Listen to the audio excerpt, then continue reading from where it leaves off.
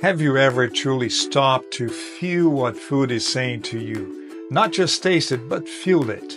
The warmth, the texture, the memory it awakens. Because food communicates. It speaks through the scent of garlic sizzling in olive oil, through the first bite of something that takes you straight back to your grandmother's kitchen, the comfort of your mother's Sunday meal.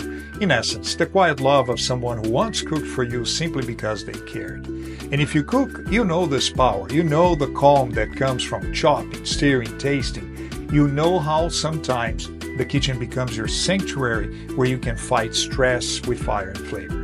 And it's not just about the ingredients, it's about intention, about presence.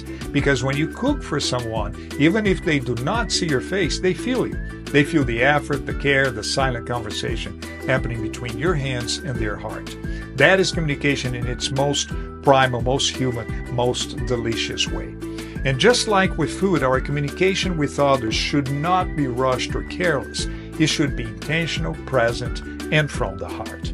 Because whether you're speaking, listening, or simply showing up, people can feel you. They may not always remember what you said, but they will always remember how you made them feel.